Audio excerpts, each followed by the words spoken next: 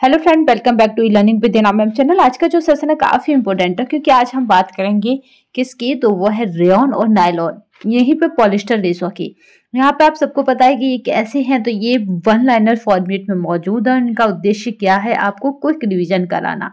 देखिए, जैसे आप यहाँ पे ऑप्शन वाले पढ़ते हैं, हमने एमसीक्यू टाइप क्वेश्चन पढ़ते हैं, तो आपके पास ये कंफ्यूजन सा क्रिएट हो जाता है, पर यहाँ कोई भी कंफ्यूजन नहीं रहेगा।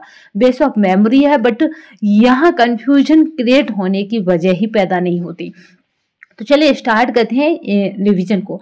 एक बात बताएं आपको कि अब जल्दी ही हम क्या करेंगे, इसका यूनिट वाइज आपको श्रृंखला दे देंगे, यूनिट वाइज, जिससे कि आपका ये क्या होगा, पूरा पैकेज एक तरह से रिवीजन के लिए तैयार हो जाएगा। बट क्विक रिवीजन है ये, और ये आपको करना क्या है कि अभी देख लेंगे और एग्जाम से एक दिन पहले आप सारी यूनिटों को कवर कर लेंगे, तो आपको 25 से 30 क्वेश्चन यही वीडियो देके जाएंगी और कहीं भी भागने की या कहें कि फालतू के पेज पलटने की आपको आवश्यकता नहीं पड़ेगी, क्योंकि इसको मैं जल्दी ही आपको यूनिट वाइज बना के दे देती हूँ, जिससे थोड़ी लेंथी हो जाएंगे वो। बट आपको जैसे आपका जो है, आपको लगता है कि मुझे टेक्सटाइल में थोड़ी मेरी कमी रहती है, मुझे क्वेश्चन कम कर पाती हूँ टेक्सटाइल के, तो वहाँ आपको पीवाईक्यू वन लाइनर मिल जाएंगे। आपको लगता है कि नहीं, मेरा जो है हेल्थ वाले उसमें थोड़ा इशू रहता है क्योंकि वहाँ पूरे कंप्लीट नहीं कर पाती हूँ, तो आप वो हेल्थ वाली वीडियो देखेंगे यूनिट की, और वहां से आपको काफी बेनिफिट होगा। जब आप देख लेंगे, जब आपको बेनिफिट होगा, तो आप खुद ही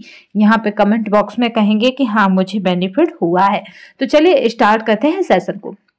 उसी मोटिवेशन कोट के साथ जो आपको ऊर्जावान रखेगा तथा औरों से बेटर करने के लिए प्रेरित करता रहेगा, क्योंकि हारा वही है जो लड़ा नहीं। आप हार नहीं सकते क्योंकि आपने हार मानी नहीं। तो हंस मुस्कुरा रोना कम कर दे, जिंदा है तो जिंदगी की नाक में दम कर दे। तो चलिए स्टार्ट करते हैं सेशन को। पहला क्वेश्चन देखते हैं यहाँ पे, रेयॉन एवं नायलॉन से रिलेटेड होंगे क्वेश्चन। तो यहाँ पे सबसे पहले देखते हैं, ये देखिए ये ईयर है, यानी अब तक जिन एग्जामों में इसको पूछा गया है वो ईयर है। तो इस तरह से DSSB, TGT झारखंड, आपका LT और उत्तराखंड, MP, UGC नेट, इस तरह से यहाँ पे आपकी जिस एग्जाम में पूछे गए हैं वो है। चलिए इसको बड़ा करते हैं और आपको ठीक से विजुअल हो रहा होगा। रेयॉन और नायलॉन की बात कर रहे हैं, तो नायलॉन कपड़े के तंतु बनते हैं। जो नायलॉन है उसके जो कपड़े के तंतु होते हैं वह किससे बनते हैं, तो गलन या फिर कहें मेल्ट या कटाई से बनते हैं। चलिए किससे बनते हैं, तो आप बताएंगे गलन, मेल्ट या फिर कटाई से बनते हैं।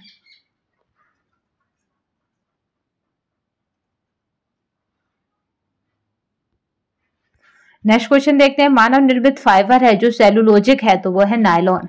जो मानव निर्मित फाइबर है वो सेलुलोजिक है।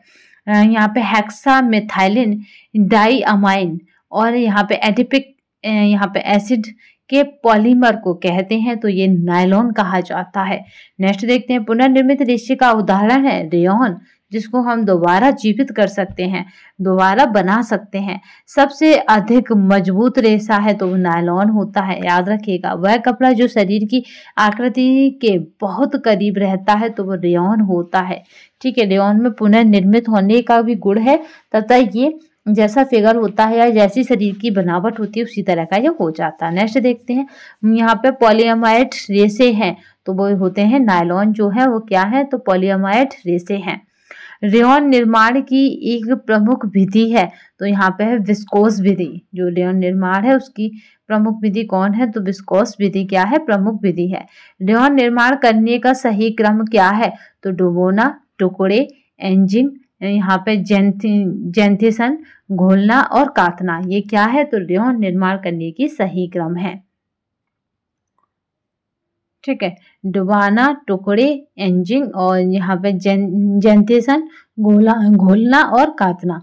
मानव निर्मित पहले सिंथेटिक फाइबर है, तो वो रेयॉन होता है, जो मानव निर्मित पहला सिंथेटिक फाइबर है। नेक्स्ट देखते हैं, खनिज रेशे, ताप सुनम्य रेशे और पॉलिस्टर रेशे। चलिए नेक्स्ट यहाँ पे और क्वेश्चनों को देखते हैं। पहला है, पॉलिस्टर के बहुलीकीकरण की डिग्री डॉट के बीच होती है, तो यहाँ पे 115 से 140 के बीच होती है। एकल परिचालक द्वारा एक बार में सैकड़ों कपड़े समाप्त कर सकता है, तो वो टनल जो फिनिशर होता है वो एक बार में सैकड़ों कपड़े समाप्त कर सकता है। वह फाइबर जो यहाँ पे वह फाइबर जो डाईहाइड्रिक अल्कोहल की डाई कार्बोक्सिलिक एसिड के साथ प्रतिक्रिया से बनाया जाता है तो वो हो जाता है यहाँ पे पॉलिस्टर। और लॉन के निर्माण के लिए कच्चा माल के रूप में प्रयोग किए जाते हैं तो यहाँ पे एक्रोलोसाइटिक जो होता है उसको प्रयोग किया जाता है। एस्बेस्टॉस के तंतु होते हैं खनिज तंतु। नेक्स्ट देखते हैं यहाँ पे खिलाड़ियों द्वारा पहने जाने वाले वस्तुओं के लिए काम में आने वाला तंतु है तो यहाँ पे बात की जाएगी तो स्पेंडेक्स जो है काम में आने वाला तंतु है। मानवीकृत सेलुलोजिक तंतु है तो एसीटेट जो है मानवीकृत सेलुलोजिक तंतु है। लचकदार तंतु है तो नियोप्रीन और यहाँ पे स्पेंडेक्स जो है लचकदार तंतु के अंतर्गत आते हैं। आधारीय वस्तुओं के लिए प्रयोग किया जाता है तो स्पेंडेक्स जो तंतु होता है उसका प्रयोग करते हैं। खनिज रेशा है तो एस्बेस्टस है। यहाँ पे पॉलिएस्टर के लिए सर्वाधिक प्रयुक्त रंजक है तो एजोइक है। पॉलिएस्टर के लिए सर्वाधिक उपयुक्त रंग है तो यहाँ पे एजोइक या कहे जीवहीन है। सूती पॉलीमर में मुख्यतः रासायनिक समूह है तो यहाँ पे कार्बोक्सिलिक समूह है। रेटिंग की प्रक्रिया डॉट डॉट रेशे के निर्माण में रेशे के निर्माण में उपयोगी है तो होता है रेयॉन है। पॉलिएस्टर रेशे घुलनशील है तो ये है मेटाक्रोसोल में। रेशा जो अग्नि से प्रभावित नहीं होता, अम्ल का असर नहीं होता, वह प्लायबल है, वह है तो एस्बेस्टस। वो कौन है तो एस्बेस्टस है। डाईहाइड्रिक अल्कोहल और यहाँ पे डाई कार्बोक्सिलिक अम्ल से बनता है तो वो कौन बनता है तो पॉलिएस्टर बनता है। यहाँ पे विस्कोस रेयॉन बनाने वाले घोल का चिपचिपा परखा जा सकता है तो 40% एसिटिक एसिड में घुलाकर। ठीक है, क्योंकि यहाँ पे क्या हो रहा है, विस्कोस रेयॉन बनाने वाले घोल का चिपचिपापन परखा जा सकता है तो 40% एसिटिक एसिड में घुलाकर। नेक्स्ट देखते हैं रेयॉन बनाने की प्रक्रिया है तो रेटिंग प्रक्रिया। यहाँ पे है नाइट्रोसेलुलोज रेयॉन के निर्माण करता है तो प्रोफेसर जॉर्ज एडम्स। ठीक है, याद रखेंगे कौन है, प्रोफेसर जॉर्ज एडम्स हैं। प्राकृतिक तंतुओं का प्रकार नहीं है तो खनिज तंतु। कृत्रिम रेशों के अंतर्गत कपड़े आते हैं तो नायलॉन के कपड़े। परिवर्तित सेलुलोजिक रेशा है तो रेयॉन है। नायलॉन तंतु की विशेषता है चमक, तनाव और सामर्थ्य और प्रत्यास्थता। रेयॉन का इतिहास सर्वप्रथम तैयार किया था काउंट हिलेरी डी चार्टोनेट ने। एक प्लास्टिक रेशा है तो यहाँ पे है आर्लोन। विनाइल क्लोराइड से बनता है तो यहाँ पे टेरिलिन। रेयॉन रेशे के निर्माण में कच्चे पदार्थ के रूप में प्रयोग किया जाता है तो कपास एवं बांस। मानव निर्मित तंतु है तो वो होता है रेयॉन। कीड़ों तथा फफूंदी से सबसे कम प्रभावित होता है तो वो कौन होता है तो संश्लेषित तंतु। नेक्स्ट देखते हैं यहाँ पे हेक्सामिथिलिन डाइअमीन एवं एडिपिक अम्ल का बहुलक है तो नायलॉन 6 मोस्ट इम्पोर्टेंट है। ठीक है, आ चुका है परीक्षा में, मोस्ट इम्पोर्टेंट है। रासायनिक रूप से याद रखेंगे नायलॉन का है तो पॉलीएमाइड। रासायनिक रूप से नायलॉन है तो कौन है ये तो पॉलीएमाइड है।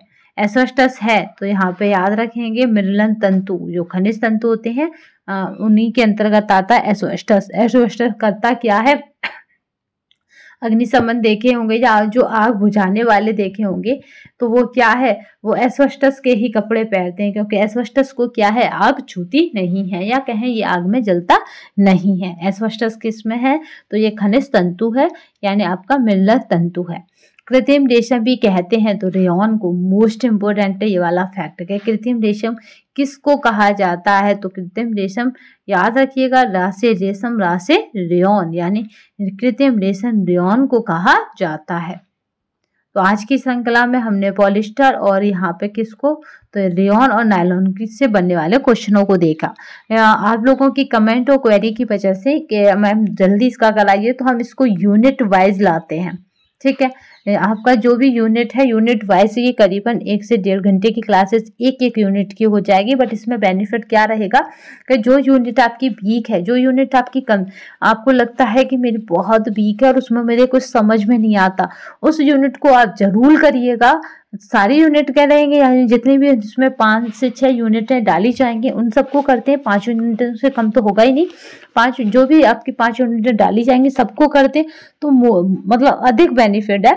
बट आप वीक वाले पोर्शन को जरूर करिएगा मेरे कहने से। वीक वाले पोर्शन से होगा क्या कि वो आपकी समझ में आज तक नहीं आया। भाई ग्रेजुएशन तक तो आपने मतलब हम साइंस पढ़ा है, तो वो आज तक समझ में नहीं आया। बट ये श्रृंखला आपको 10 से 15 क्वेश्चन उसी यूनिट से दे जाएगी, तो इसलिए इसको जरूर देखिएगा। क्योंकि यहाँ पे पीवाईक्यू है, पीवाईक्यू भी कैसे हैं तो 1 लाइन फॉर्मेट में है, तो इसलिए मोस्ट इम्पोर्टेंट हो जाते हैं। तो चलिए आज के सेशन में इतना ही, नेक्स्ट सेशन में फिर मिलेंगे, तब तक के लिए धन्यवाद। वंदे मातरम, जय हिंद।